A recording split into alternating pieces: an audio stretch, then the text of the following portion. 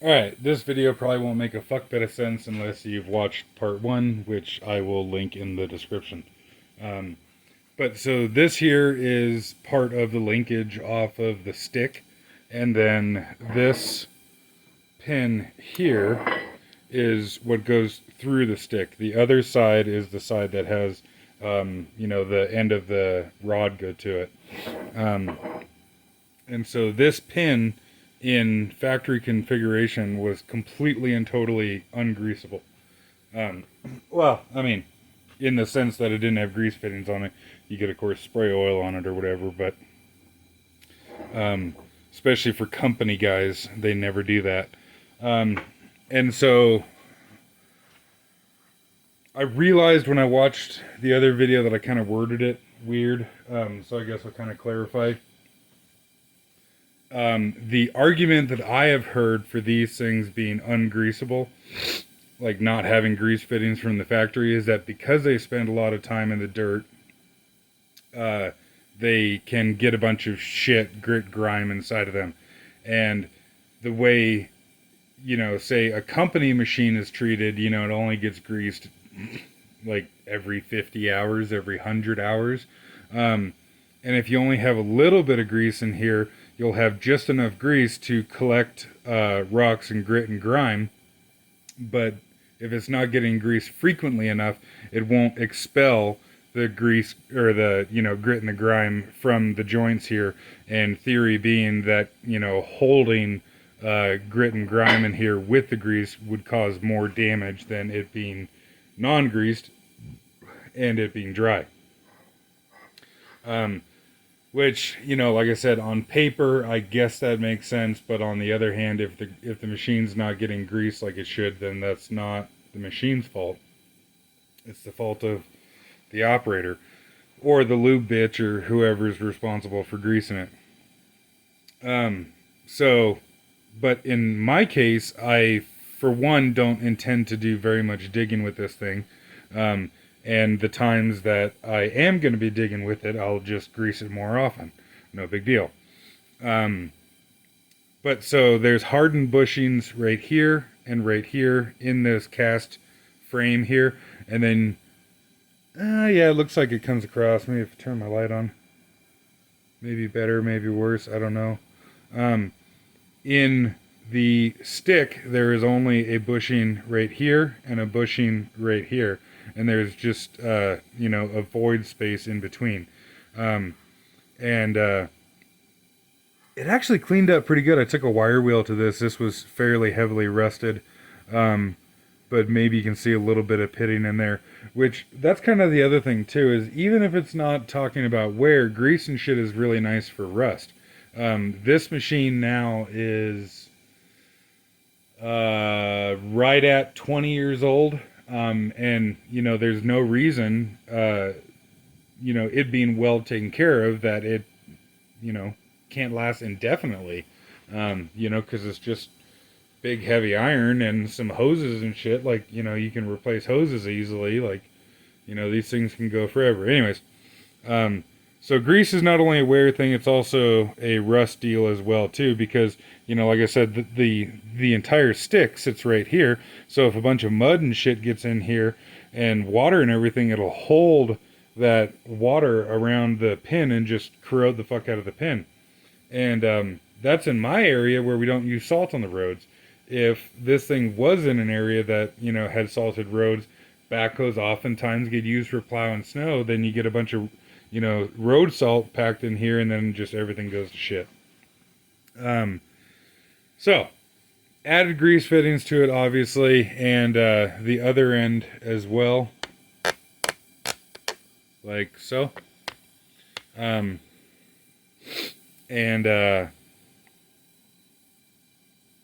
Lost my train of thought there.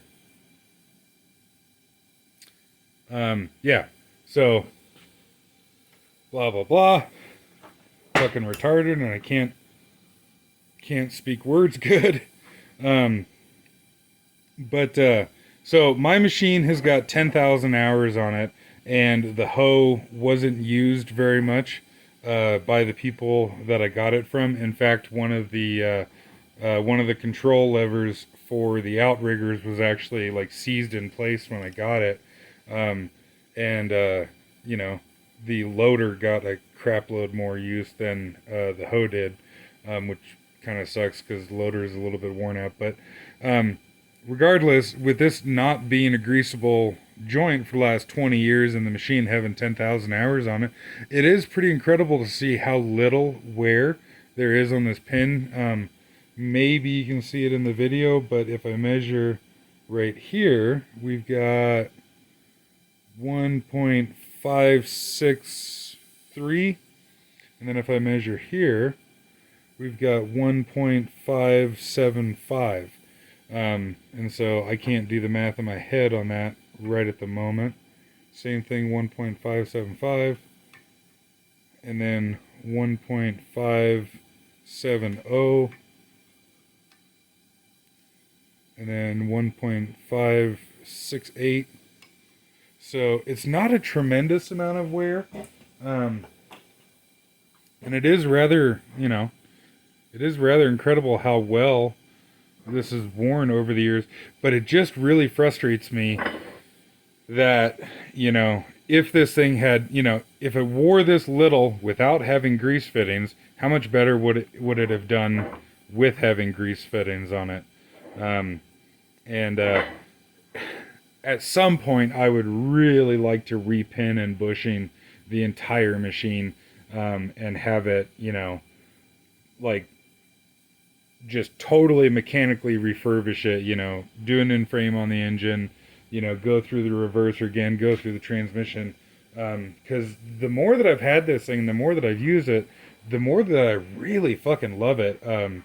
We were working on a customer's 510C the other day, and I like the way that my machine is laid out way more than that 510C. But of course, that'd be a pretty penny to repin and bush in the entire machine. But on the other hand, it'd be cheaper than buying a new one. And even if I had, I don't know what, 150 grand burning a hole in my pocket, I would absolutely not want a new backhoe for a lot of reasons. And none the least being the emission systems. But yeah, so added grease fittings to this guy here. As of right now, I haven't put a grease fitting to go in the center of this pin here. It'd be really nice if I could do that, like the center of the bore anyways, to be able to push grease outwards. But this is right square in the center of the stick, so I don't know that there's all that great of an option for adding a grease fitting there. And two, I don't really know that it's necessary. But might do it. But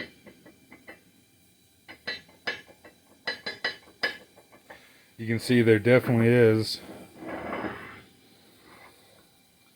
a little bit of play here. Which, like I said, for being 20 years old and having 10,000 hours on it, that sure ain't bad at all. And especially for the price that I paid for this machine. I cannot complain one bit, but it is just frustrating that it didn't come with these. So put this on the machine and show you what it looks like. So there she is, all put back together. You see two grease fittings on the bottom there, and I moved some shims around so that this is actually very tight now.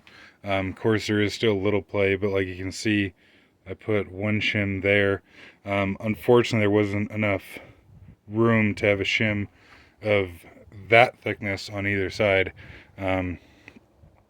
But my logic for where I was putting the grease fittings is that you can see I can get to the bucket pivot in the stick right there, and then these guys are lined up, and this is with the bucket completely curled, and then those two are right there, and then I got these on the stick like so, and so you can see that pin runs excuse me, with through the stick, and no grease fitting here or on the other side here. So I may cut into this and add a grease fitting through the center, but I did at least by hand pack that cavity in there full of grease before I put it together.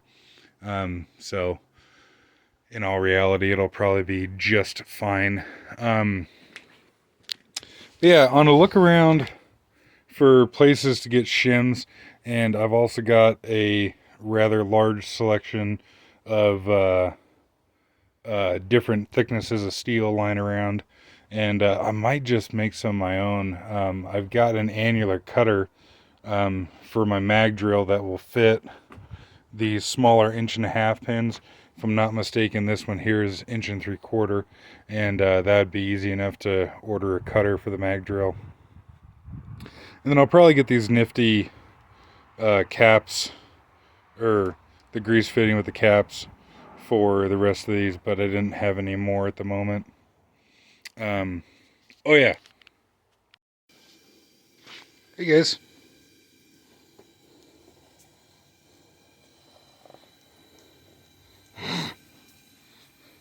Got the supervisors. So for hi. For anybody who's curious what grease I was using, because I know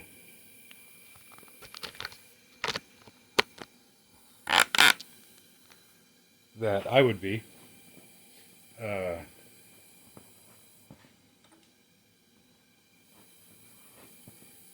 Cheers.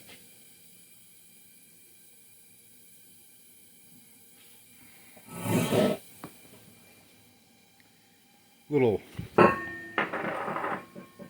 you doing? Yeah. So the grease that I'm using is a John Deere 5% molybdenum calcium sulfonate thickener grease.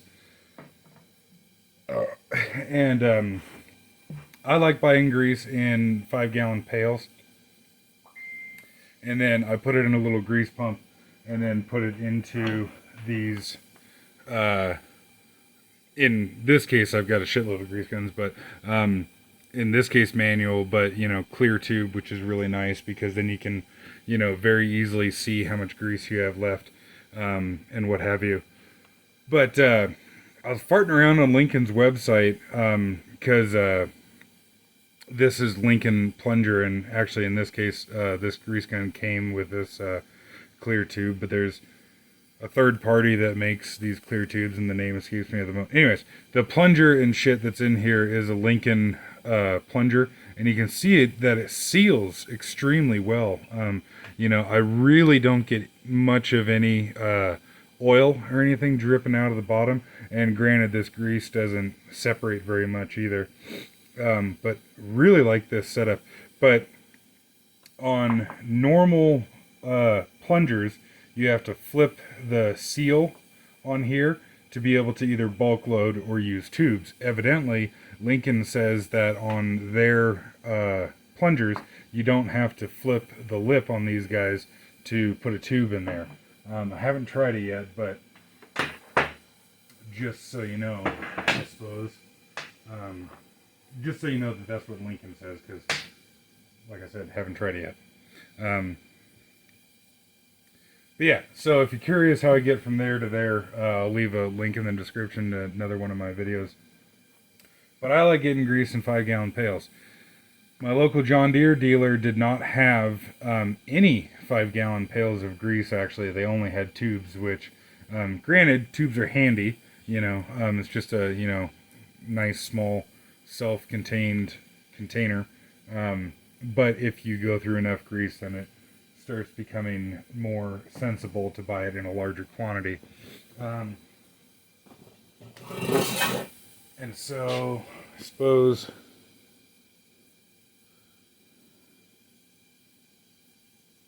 come on. There we go. There's the part number for the tube, and there's the part number for the 5-gallon pail. And I did think this was kind of interesting. I blocked off the rest of the information, like my local dealer's info. But this is where it's shipped from. And Exdos Direct LLC, I guess that's how you pronounce it, I'm not sure. So I don't know if that's a separate company that manufactures the grease for John Deere, or that's like a subsidiary of John Deere. But you can see at least where they ship from, anyways. I don't know if it's their headquarters or whatever, but Des Moines, Iowa. So I wouldn't think it'd be too far of a stretch to think that that is actually a John Deere company. But so on one hand, any grease is better than no grease, period. Even if you weren't to, like, anything whatsoever is better than not greasing the machine at all. Even if you went around with, where the hell do I have it? Thought I had it handy, but little oil can. Even if you went around with a little oil can and just, squirted a little bit of oil on the machine, every time you use it, that'd be a hell of a lot better than not greasing it at all, or not oiling it at all.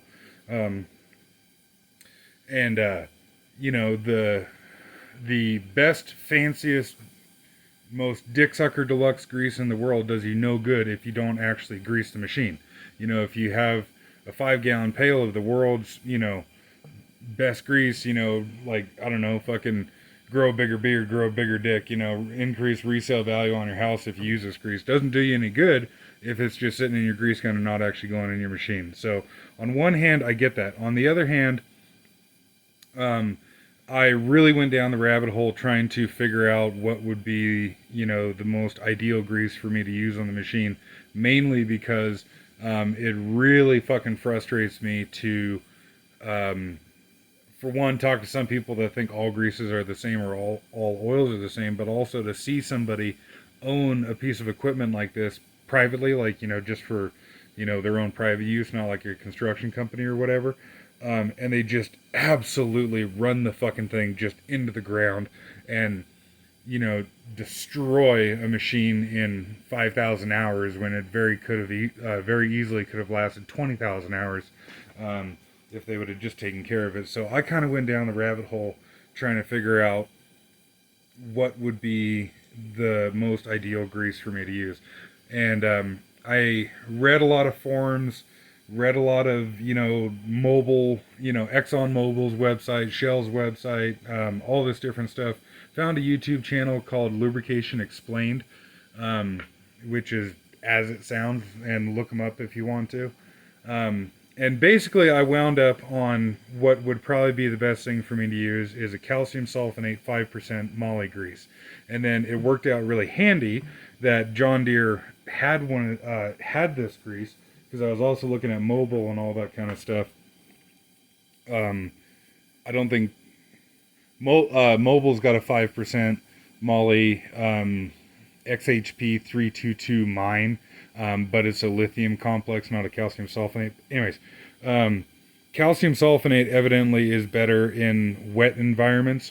Like, it is more water resistant, and I felt like that was a good thing for, plowing snow and, just the machine sitting outside and getting rained on and what have you, because at the moment I don't have a way to park it inside, but I hope to change that in the future. But John Deere does say on here special purpose, which is kind of interesting. But then if you look on the bottom here, it says construction, forestry, mining, heavy duty farm, and industrial. And it's like, well, that doesn't sound very special purpose at all. That sounds like most of the equipment that they make. I forget if John Deere says anything, interesting about this grease or not. Yeah, I figured this was the best grease to use for my purpose. Turns out John Deere makes it fucking fantastic. I bought this from my local John Deere dealer as opposed to online. For one, I'd rather support the local John Deere dealer than, shit dick that owns Amazon or whatever. With shipping, it was $283 for the 5-gallon pail, which on one hand, sounds expensive, and granted it is more expensive than, some like Super Tech grease or whatever. but greasing your machine is the absolute cheapest thing that you can do to it. And the cost of grease is pennies on the dollar versus having to replace pins or something like that.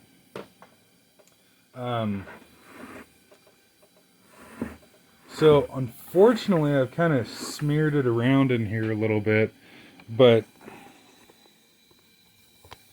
if we look in the bucket here, for one, it's kind of interesting that no, that's not blood. that is the oil, the base, or not the base oil. Yeah, I guess base oil that's used in this grease. And I just thought it was interesting that it's red, because when they put the molybdenum in there, then it ends up being black anyways. But the level of grease in here was only about yay high. Like it was, a solid maybe 6 inches from the top of the bucket. So yeah, level of grease was about there. And I was kind of ticked off at first. I was like, what the fuck's going on? Like, is this not actually 35 pounds? Because that's the typical packaging. But you can see 35 pounds. And the last bucket of grease that I bought was Mobile XHP 321. And that was, very nearly to the top of the bucket. And so when I seen that this was only like, 7/8 full or whatever, I was kind of pissed off. But I put it on the scale, like a little crane scale, and yeah, sure as shit, it does weigh 35 pounds. It was actually like 37 or whatever, because, of course, the bucket had some. But thought that was kind of interesting that evidently it's a heavier, denser grease.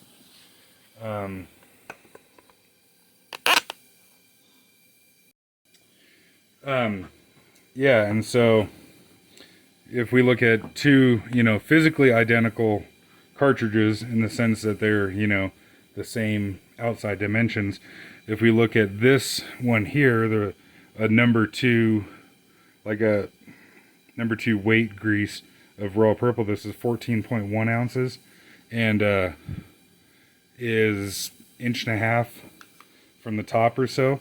And then if we look at the John Deere grease, it says 15 ounces, and there's actually a fairly large void space. Like you can see, there's actually, hopefully it comes across, you can see there's less grease in this tube here, but this one weighs more. And I didn't actually put these on a scale, but judging from the 5-gallon pail here, I would assume that this is in fact that 0.9 ounces difference or whatever. So one hand, I don't want this video to be an hour long, but fuck it, whatever. So I have been using a 5% molybdenum grease for years now, for sliding surfaces, because that's what molybdenum is really good at. But then for shit like U-joints and bearings and that kind of stuff, I use a lot of Royal Purple products. I think they're a fantastic company. Not perfect, mind you, but I think they make very good shit. And so I've been using Royal Purple grease for, like I said, U-joints, bearings, that kind of thing. Again, for years and years and years. And just because, trade-offs with what they're good at and what they're not good at and what have you. And I think it's really cool that just earlier today, Project Farm came out with a video comparing the Royal Purple grease to Redline grease. And it was really cool to see the comparison between those two. The Redline grease actually did better in the majority of the tests than the Royal Purple did. But I left him a comment saying that it would be cool if he did, different 5% moly greases. How does this stuff here compare to the offerings from Shell and ExxonMobil and Chevron and Caterpillar? I would assume Bobcat has a 5% moly grease too, but don't know for sure. But yeah.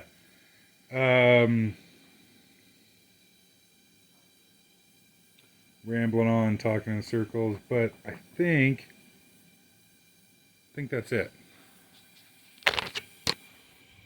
Did I forget anything? Anything you'd like to add? No? Okay. He says that's it.